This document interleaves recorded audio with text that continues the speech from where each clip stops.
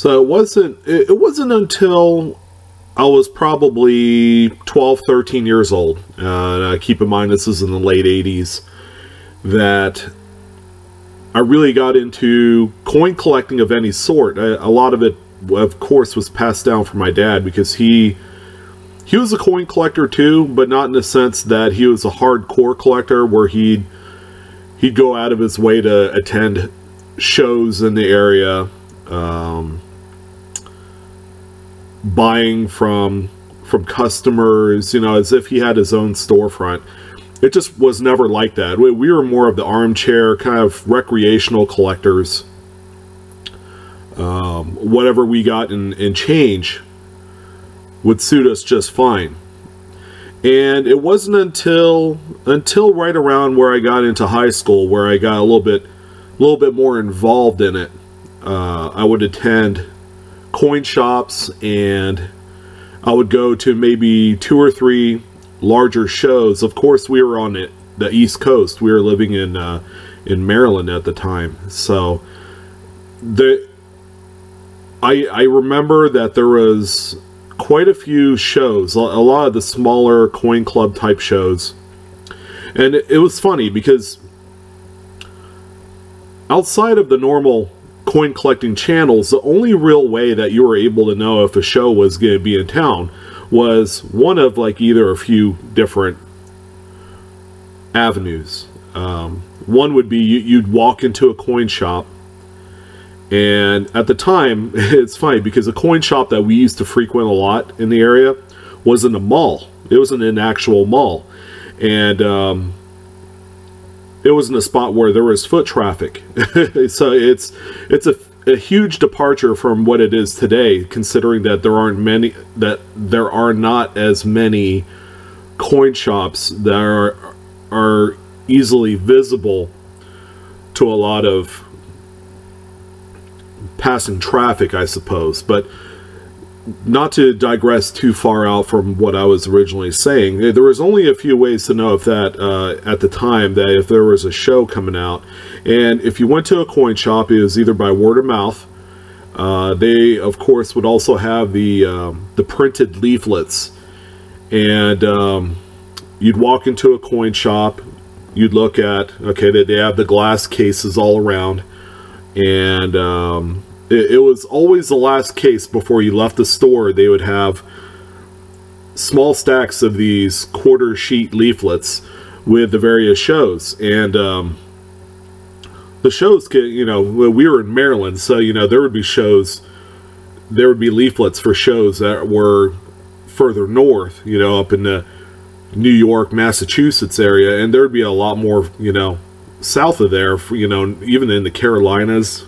I think there might have been one in Georgia somewhere, a coin club show. So at the time, it was a very close-knit type of community when it comes to the show organizers, and I was actually able to meet a few of the show organizers as I made my rounds. Well, we only went to the coin shop maybe twice a month. Of course, just being in high school, I didn't have like a full-time job, so a lot of the capital I had to buy coins came from my parents, you know. So it, you know, $10, $20 a week or whatever it is. It seems like a lot, you know, for the time. But yeah, they were pretty generous. They were both hardworking. They, you know, they both worked full-time and whatnot. But yeah, aside from the whole word of mouth, you know, picking up an old issue of the Numismatist or Coin World or Coins Magazine would reveal a schedule of events for a lot of the shows. And believe it or not, you went to a place like Walden Books or Borders, which was still around. Barnes & Noble was still, you know, there was Barnes & Nobles, but they, you know, the main ones that we knew of were like Walden Books, you know, and that sort of thing in the malls. And we'd pick up the newest issue of Coins magazine. I think we even went as far as to get a magazine subscription to Coin World at the time, between me and my pops. And of course there'd be the showcase of scheduled events regarding, you know, upcoming shows. So that was always something nice, you know, to be able to know when the shows, and then we'd plan around it. You know, a big regional show like in Baltimore would come up, we'd plan for that. So it's not as far-reaching. It was a very exclusive way of finding out if an opportunity did come around, as far as a show. Today, of course, we have the web contributes to a lot of the outreach when it comes to shows, and it's doing well, considering that the overall trajectory of coin collecting is, I hate to say it, it's on the decline. It's not on quite the decline that stamps were 10 years ago, to where they are in literal obscurity. And coins and bullion stacking and that sort of thing is still very much apropos, and I firmly believe that as the newer millennia begin to pick up on this, and the Mint's doing a pretty good job with all the new products, stuff that they're putting on circulation to put the word out there about coin collecting, that it's going to come back. And I think it goes in tides and ebbs and flows based off of the stock market. All right, back in 2008, of course, you know, lots of people were picking up silver, gold, and coins because it was a hedge against inflation. You know, the market was just sour, you know, with the housing market crash and everything. But in the late 80s, early 90s, price of silver was extremely cheap. You could walk into a shop and they would have these plastic cereal bowl containers in a couple of the cases, with just nothing but 90% silver, and they were selling things like Merc dimes and silver dimes for 30 cents a piece. In contrast today, that's pretty cheap. It's not face value. I didn't live during the 50s and 60s, so I wasn't able to experience that, but from a collecting standpoint, yeah, it was pretty inexpensive. You know, after the Hunt brothers ratcheted up the price of silver, you know, in the early 80s, and then the crash, the price of precious metals and even the coin market was down tremendously for a long while, all the way up until the mid-2000s, to where, you know, I think it was 2002 or so, you could still get 90% silver for 3, maybe even 4 times face. Silver quarters we were picking up for 75 cents a piece during that time, and I don't know, I was kind of jaded. I really didn't think about buying silver. It just didn't interest me at the time. I was more interested in, hey, you know, the classics, 2-cent piece, 3-cent pieces, large cents. And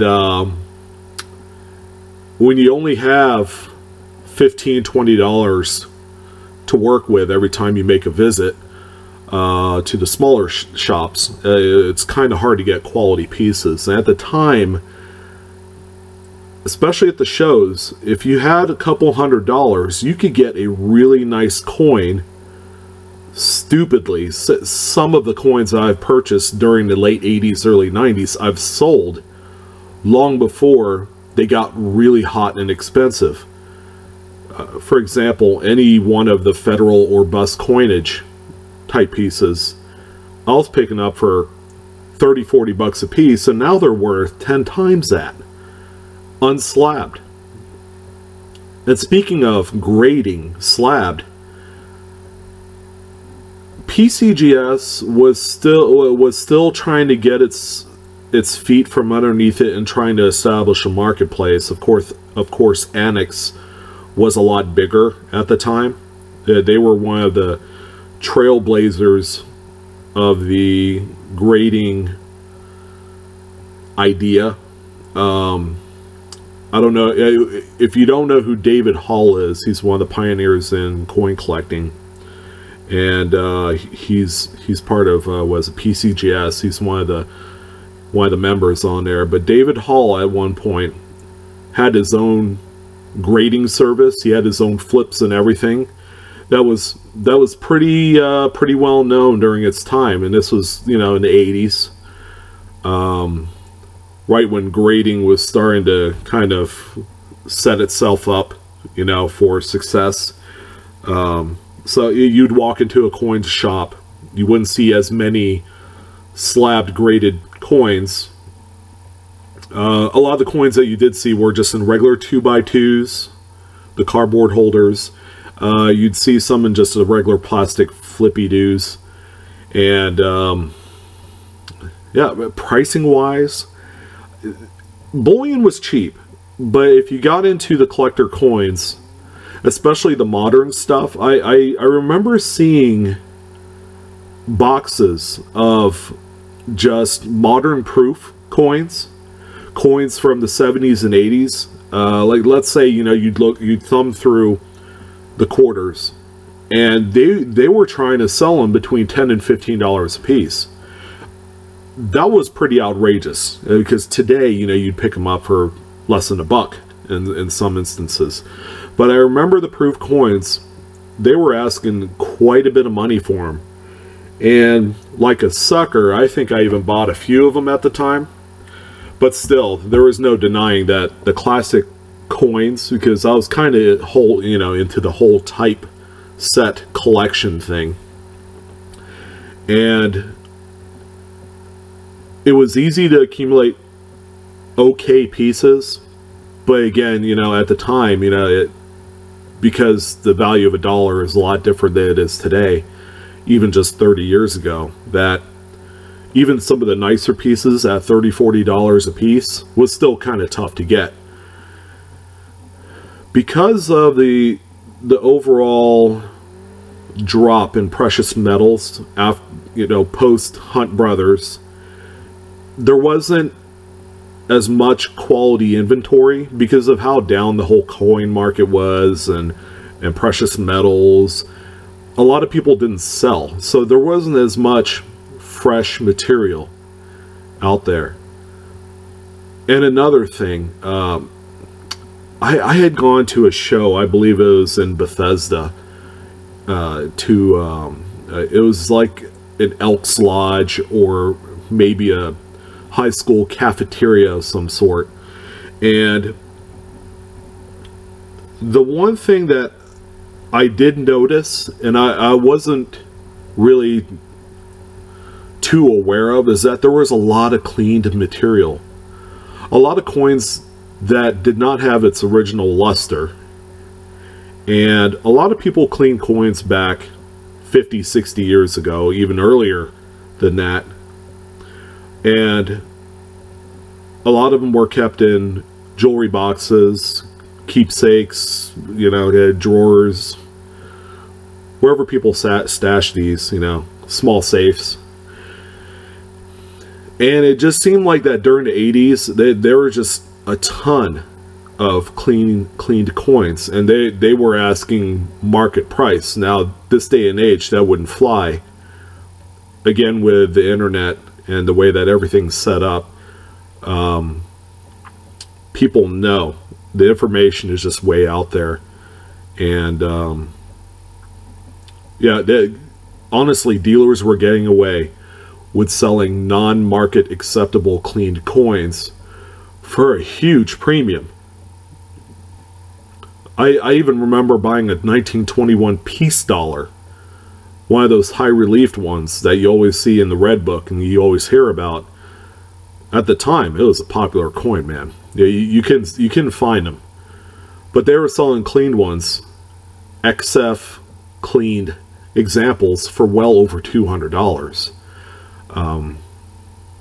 Again, we didn't know any better, but that was kind of the buying motives during the 80s and 90s, is you know, you don't have the opportunity or the benefit of using the World Wide Web or going onto a web store to look at various inventory or doing comparison shopping if there's only one or two of that type of piece. So yeah, I've purchased a few of them, and I still have them. I have them as kind of like kind of a lesson in futility, I guess. You know, this is what I have. Don't buy any more of these things, and you'll do just fine. There wasn't you didn't see as much variety collecting as you do today. You don't see a lot of double die coins, even at the show level. They were pretty minimal, unless you come across a high-end dealer that sold, you know, three-legged buffaloes and 1916 double die buffalo nickels and everything else. And yeah, it was just incredible. And during the time, the 80s and early 90s was a time to where you could find some of those sealed rolls of coin, the type that you see on eBay today, that people are selling as unsearched. They were all over the place, and they were truly unsearched. I think at one point we ended up buying like $40 face and 40s and 50s Lincoln Wheat Cents BU rolls, mind you, solid dates. And to this day, we have a lot of them left.